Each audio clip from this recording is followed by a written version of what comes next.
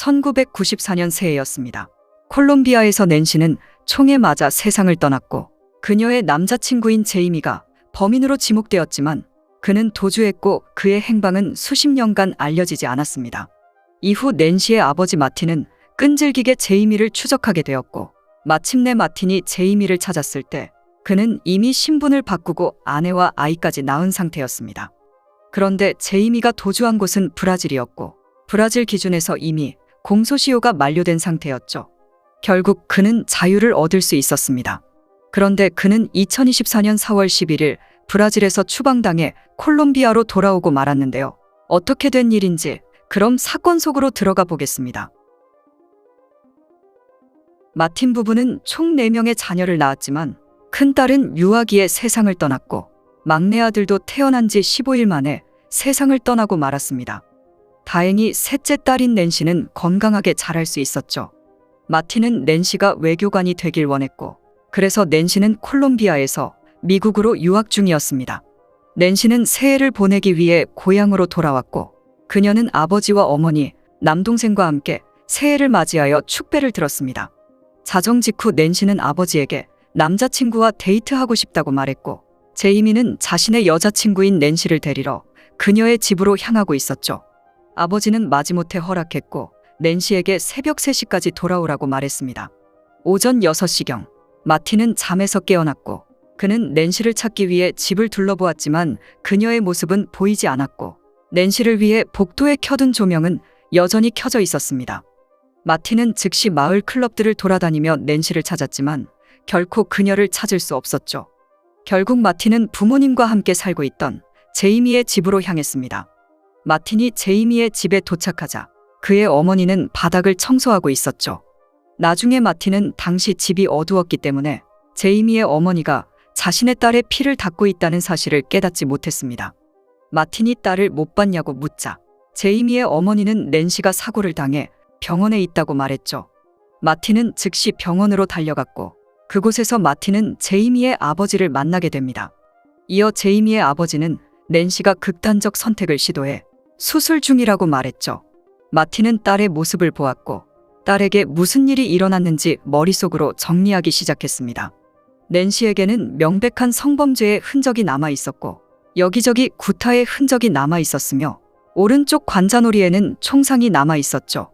이후 낸시는 8일 동안 사경을 헤매다 결국 세상을 떠나고 말았습니다. 경찰의 조사가 시작되었고 당연히 낸시는 명백한 타살로 밝혀졌습니다. 낸시의 부러진 손톱에는 피부 잔해가 남아 있었고 이는 그녀가 자신을 방어하려 노력했다는 신호였습니다. 그런데 주요 용의자인 제이미는 이미 도주한 상태였습니다. 2년 후인 1996년 제이미가 없는 상태에서 콜롬비아 법원은 그에게 징역 27년을 선고했고 인터폴에서도 그는 적색 수배자 명단에 올랐습니다. 낸시의 죽음은 남겨진 가족의 운명을 영원히 바꿔놓고 말았죠. 마틴은 아내와 헤어졌고 이제 부부의 유일한 생존 자녀는 미국으로 이주했습니다. 건축가이자 교수인 마틴은 이제 제이미를 찾기 위해 거의 모든 시간과 에너지를 쏟아부었습니다. 그러나 20년이 넘는 세월은 순식간에 지나갔고 마틴은 거의 80세가 되고 말았죠. 하지만 마틴은 포기하지 않았고 남성 2명과 여성 2명으로 구성된 4명의 가상인물을 만들어 SNS를 통해 제이미의 친척들에게 접촉하기 시작했습니다. 점차 마틴은 그 가상인물들로 제이미의 친척들에게 신뢰를 얻기 시작했고 그들과 많은 대화를 나눌 수 있었죠. 2019년이 되어서야 마틴은 제이미의 친척들에게서 그들의 친척들 중 누군가 브라질의 한 관광지에서 거주하고 있다는 사실을 알게 됩니다. 게다가 제이미의 남동생 중 한 명이 그곳에 살고 있었고 그 의문의 남성과 자주 접촉한다는 사실도 알게 되었습니다. 제이미의 친척들은 그 남성의 이름을 밝히지 않았지만 마틴은 그 의문의 남성이 제이미라고 직감했죠. 즉시 마틴은 경찰에게 이러한 단서를 제공했고 브라질 연방경찰과 인터폴은 마틴의 정보를 바탕으로 실제 제이미와 비슷한 인물이 그곳에 거주하고 있다는 사실을 밝혀냈습니다. 이제 수사관들은 그 남성을 미행하기 시작했고 그가 식당에 갔을 때 그가 마셨던 컵을 수거할 수 있었죠. 그 컵에 남아있는 지문을 대조해보니 26년 동안 도주했던 제이미로 확인되었습니다. 이름과 성을 바꾼 제이미는 이때 50세가 넘었고 그는 현지 여성과 결혼해 2명의 자녀도 두고 있었죠. 그렇게 2020년 제이미는 인터폴에 체포되었습니다. 마틴은 이번에야말로 딸의 정의가 실현될 것이라고 믿었고 제이미의 범죄인 인도 승인은 몇 달 정도 걸릴 것이라고 믿었죠. 그러나 현실은 녹록지 않았습니다. 제이미는 당시 자신이 방을 비운 사이 낸시가 스스로 극단적 선택을 했었다고 주장했고 제이미의 변호사는 제이미가 만약 범인이라면 낸시를 병원으로 데려가지 않았을 것이라고 주장했죠. 그러나 낸시의 죽음은 명백한 타살이었고 모든 증거는 제이미를 향하고 있었습니다. 그런데 2020년 9월 28일 마틴은 변호사로부터 전화를 받았고 충격적인 소식을 듣게 됩니다.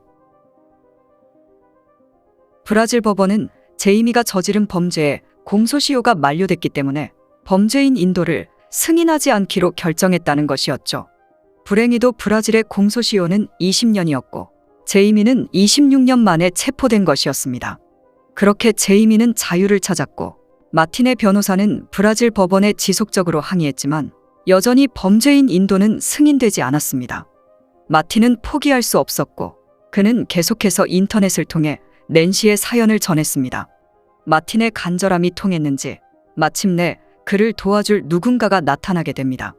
미국 워싱턴 변호사 마가렛은 마틴의 사연을 듣게 되었고 수임료 없이 마틴을 돕기로 결정하였죠. 마가렛은 브라질 대법원에 2가지 문제점을 지적했습니다. 첫째, 제이미는 콜롬비아에서 범행을 저질렀고 콜롬비아 공소시효는 30년이므로 브라질의 공소시효인 20년에 맞춰 재판을 받아서는 안 된다는 것이었죠. 둘째, 범죄인 인도 조약에는 국제법적 협력이 필요하다라고 명시돼 있는데 이는 양국 간 정상적인 범죄인 인도 범위에 속하므로 기각되어서는 안 된다는 것이었습니다. 2023년 3월 30일 마가렛은 승소했고 브라질 대법원은 역사적인 판결을 내려 제이미를 콜롬비아로 인도해 그가 재판을 받을 수 있도록 합의합니다. 2023년 5월 제이미는 다시 체포되었고 마침내 2024년 4월 11일 콜롬비아로 송환된 제이미는 법의 심판을 기다리고 있습니다. 당국은 제이미가 고의로 범행을 저질렀는지 또한 공범이 있었는지 등을 조사할 예정입니다. 마틴은 그동안 딸의 정의를 위해 장거리 경주를 해야 했고 마침내 자신이 우승자처럼 느껴졌다고 표현했습니다. 그리고 마틴은 1994년 새해 딸이 떠나기 전 그 미소를 아직도 생생히 기억하고 있다고 덧붙였습니다.